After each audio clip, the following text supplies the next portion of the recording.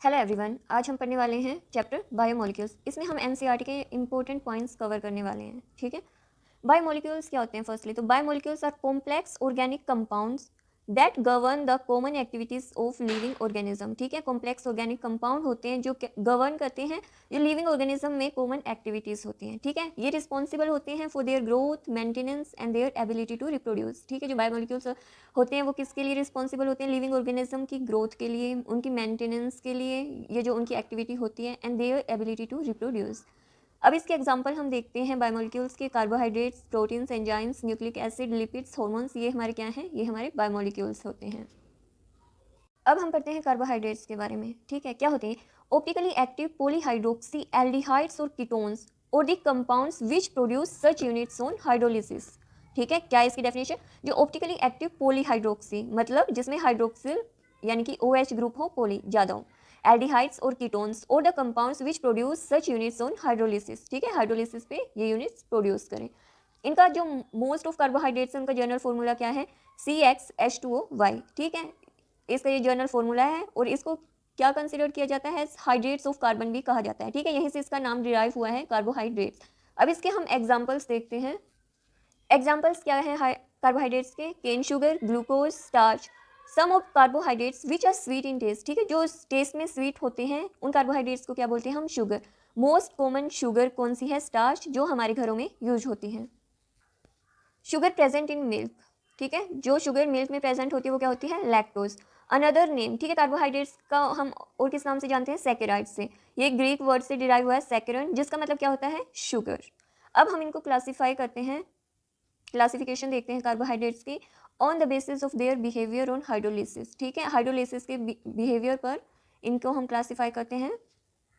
Monosaccharides can not be hydrolyse further, इनको further hydrolyse नहीं किया जा सकता। एग्जाम्पल के लिए glucose, fructose, ribose. Oligosaccharides yield 2 to 10 monosaccharides unit on hydrolysis. जब हम इनका हाइड्रोलिसिस करते हैं तो हमें 2 से 10 तक मोनोसैकेराइड्स यूनिट मिलती हैं। एग्जाम्पल के लिए सुक्रोज, माल्टोज, एक्सेट्रा। अब आगे देखते हैं पॉलीसैकेराइड्स। जो पॉलीसैकेराइड्स होते हैं ये large number of monosaccharides unit on hydrolysis. Hydrolysis पर ये बहुत ज़्यादा नंबर्स में क्या देते हैं? मोनोसैकेराइड्स यूनिट देते हैं। एग्जाम्पल के लिए हो गया स्टार्च, सेलुलोज, ग्लाइकोजन, गम्स। अब देखो जो ये पॉलीसैकेराइड्स होते हैं ये टेस्ट में स्वीट नहीं होते, तो इनके लिए इनको क्या कहा जाता है? Non sugar. ठीक है, on the basis of reducing properties. ठीक है, अब हम इनको क्लासीफाई करते हैं किसके बेस पे? रिड्यूसिंग प्रॉपर्टीज के बेस पे। रिड्यूसिंग शुगर, जो कार्बोहाइड्रेट्स फेलिंग सॉल्यूशन और टॉलरेंस रिएजेंट को रिड्यूस कर देते हैं उनको हम रिड्यूसिंग शुगर बोलते हैं। अब ये क्या कंटेन करते हैं? कंटेन फ्री एल्डिहाइडिक और कीटोनिक ग्रुप। जो एल्डिहाइड और कीटोनिक ग्रुप होता है वो फ्री होता है इनमें। एग्जाम्पल के लिए देखते हैं, ऑल मोनोसैकेराइड्स होते हैं वो क्या होते हैं? रिड्यूसिंग शुगर होते हैं। डाइसैकेराइड्स हैविंग फ्री एल्डिहाइडिक और कीटोनिक ग्रुप। ठीक है, जो डाइसैकेराइड्स होते हैं उनमें एल्डिहाइडिक या कीटोनिक ग्रुप फ्री होना चाहिए, वो भी क्या होंगे? Reducing sugar. क्या करते हैं? रिड्यूस करते हैं फेलिंग सॉल्यूशन को या फिर टॉलरेंस रिएजेंट को। अब हम देखते हैं non reducing sugar. Non reducing sugar क्या होती है? Do not reduce Fehling solution and Tollens reagent. ठीक है, जो टॉलरेंस रिएजेंट या फिर फेलिंग सॉल्यूशन को ना रिड्यूस करे उनको हम नॉन रिड्यूसिंग शुगर बोलते हैं।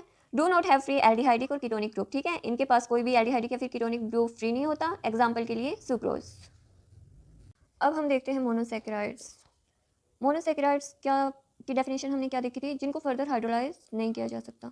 क्लासिफिकेशन मोनोसैकेराइड्स की हम फर्दर क्लासिफिकेशन करते हैं on the basis of number of carbon atom, कितने कार्बन एटम हैं और कौन सा फंक्शनल ग्रुप प्रेजेंट है। अगर एल्डिहाइड ग्रुप प्रेजेंट है तो इनको हम बोलते हैं एडोज, और अगर कीटो ग्रुप प्रेजेंट है तो हम इनको बोलते हैं कीटोज। ओके, अब हम देखते हैं अगर कार्बन एटम 3 है तो जनरल टर्म इसके लिए क्या यूज़ की जाती है? ट्रायोज। अगर एल्डिहाइड ग्रुप प्रेजेंट है तो इसको बोला जाएगा एल्डोट्रायोज, और अगर कीटोन ग्रुप प्रेजेंट है तो इसको बोला जाएगा कीटोट्रायोज।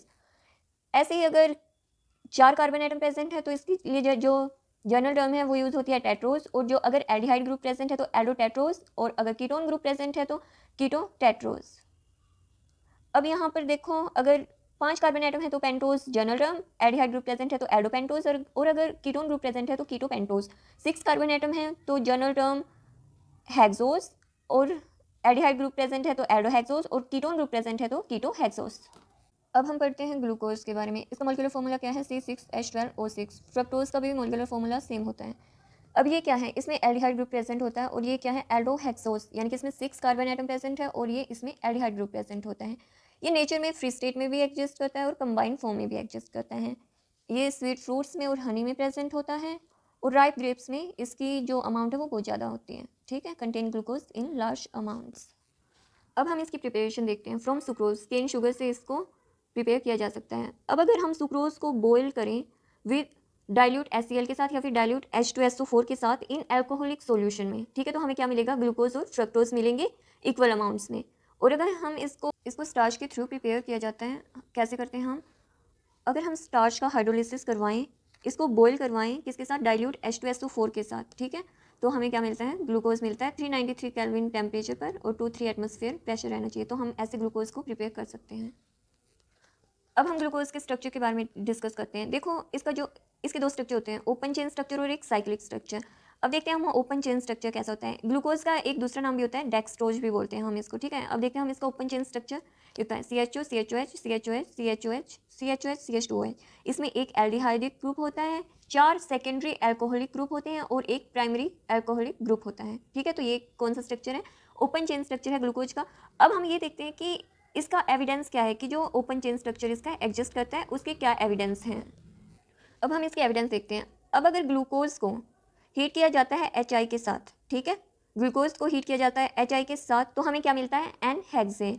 अब ये क्या शो करता है कि जो 6 carbon atom are linked in a straight chain, ठीक है, क्या शो करता है कि जो 6 कार्बन एटम है वो एक स्ट्रेट चेन में एक दूसरे से लिंक्ड हैं, ठीक है, अगर हम इसको HI के साथ हीट करते हैं। अब देखो ये तो प्रेजेंस किसकी होगी, ओपन चेन स्ट्रक्चर का एक वो हो गया।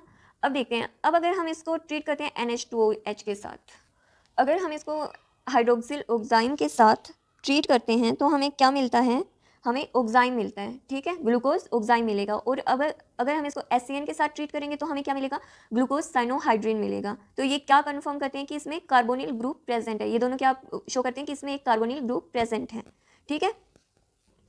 अब अगर हम ग्लूकोज को ट्रीट करें किसके साथ, ब्रोमीन वाटर के साथ, ठीक है, ये क्या है, एक माइल्ड ऑक्सीडाइजिंग एजेंट है, तो हमें क्या मिलेगा, हमें मिलेगा ग्लूकोनिक एसिड, ठीक है। तो हमें क्या मिलेगा, ग्लूकोनिक एसिड, जो क्या इंडिकेट करता है कि जो ग्लूकोज में ग्रुप प्रेजेंट है वो कौन सा है, एल्डिहाइडिक ग्रुप प्रेजेंट है, ठीक है।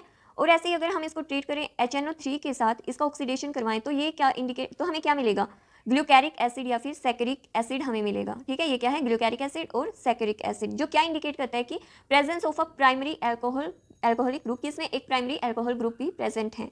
और अगर हम इसको ट्रीट करें एसिटिक एनहाइड्राइड के साथ, ये कंफर्म करता है प्रेजेंस ऑफ 5OH ग्रुप, यहाँ से हमें क्या मिलता है, ग्लूकोज पेंटा एसीटेट, ठीक है। तो ये क्या कंफर्म करता है कि इसमें 5OH ग्रुप भी प्रेजेंट है, ठीक है। तो यहाँ से ये सारे क्या कंफर्म करते हैं कि जो ओपन चेन स्ट्रक्चर होती है ग्लूकोज की वो एग्जिस्ट करती है। The exact special arrangement of different OH groups was given by Fisher, ठीक है, फिशर ने इसकी जो स्टडी वगैरह प्रॉपर्टीज़ वगैरह स्टडी की, ठीक है, ग्लूकोज की, और इसकी जो OH ग्रुप हैं इसके, ये फिशर प्रोजेक्शन है, तो उनकी एग्जैक्ट की जो इसकी स्पेस में ओरिएंटेशन कैसी है वो स्ट्रक्चर दिया, ठीक है। तो ये हमारा ग्लूकोज का स्ट्रक्चर है, CHO HOH HOH HOH HOH CH2OH। अब इसका जो नेम है वो क्या है, D प्लस ग्लूकोज। अब जो यहाँ पर D है वो क्या है, इसकी कॉन्फ़िगरेशन, जो प्लस है वो यहाँ क्या शो कर रहा है, जो dextro rotatory nature of molecule, ठीक है, जो मॉलिक्यूल का नेचर है वो क्या है, डेक्स्ट्रो रोटेटरी, ग्लूकोज इसका नेम ही है। अब यहाँ पर एक बात याद रखना, जो D एंड L कॉन्फ़िगरेशन होती हैं, ठीक है, उनका जो मॉलिक्यूल की ऑप्टिकल एक्टिविटी है उनके साथ कोई रिलेशन नहीं होता।